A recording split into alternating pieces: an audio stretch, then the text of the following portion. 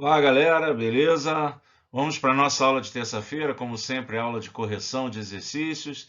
Deixei dois exercícios, na aula de ontem para a gente resolver. Vamos conferir? Aí o primeiro, uma panela contendo uma barra de gelo é colocada sobre a chama de um fogão. Nessas condições, o gráfico seguinte nos mostra a evolução da temperatura da água e suas mudanças em função do tempo. Então a gente tem um gráfico aí trazendo todas as informações que a gente precisa, em relação à evolução da temperatura aí no decorrer do tempo. Então ele faz três perguntas e nós vamos responder as três perguntas. A pergunta do item A, vamos aqui escrever item A, ele quer saber qual a temperatura inicial da barra.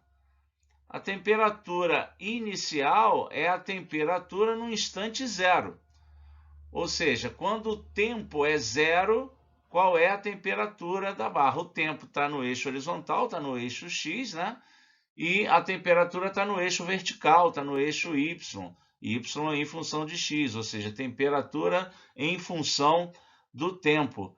E aqui, a gente observa com alguma facilidade que o T, de tempo é zero quando a temperatura é menos 40, ou vice-versa, A temperatura é menos 40 quando o Tzinho, de tempo é zero. Então, a temperatura inicial aí é de menos 40 graus Celsius. Foi fácil de responder aí, não tem conta para fazer. É só observar o gráfico, galera.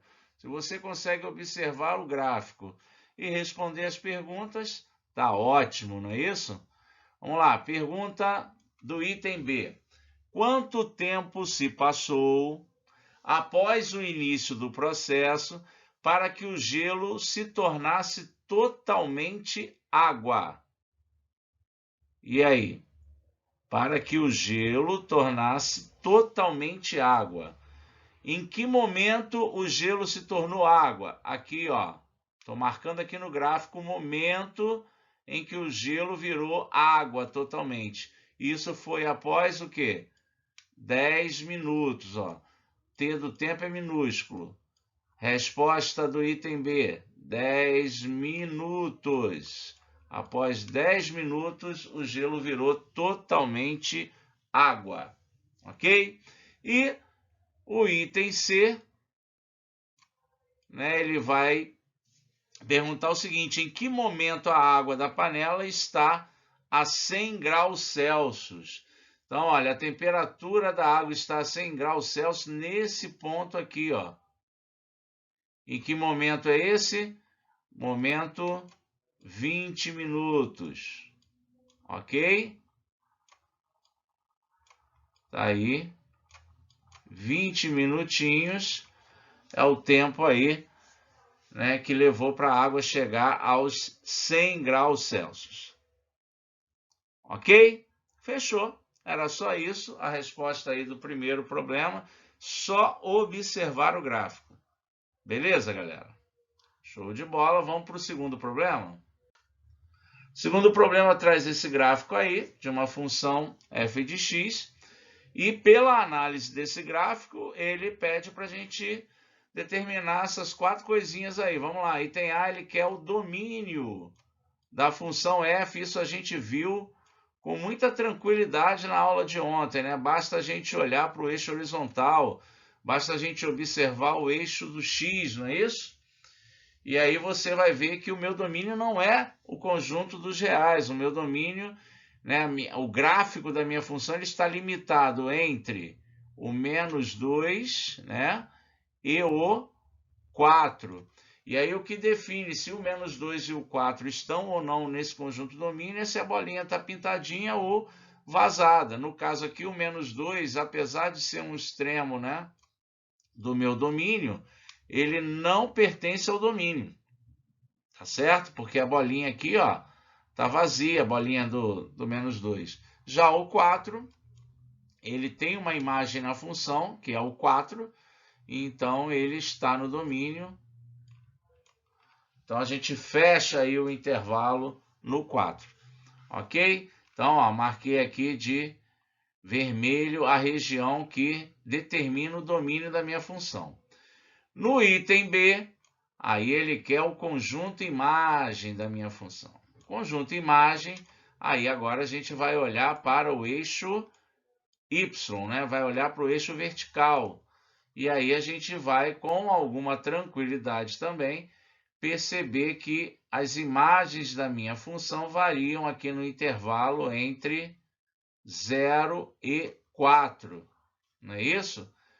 Estando os dois no conjunto imagem, tanto o 0 quanto o 4. Então, o intervalo aí fechado entre 0 e 4. Ok? Bom, muito bem. Na letra C, ele quer saber quanto é f de 3, ou seja, ele quer saber, olhando ali para o gráfico, qual é a imagem do número 3 do domínio. O número 3, ele vai estar aqui, né? Ó, entre o 2 e o 4.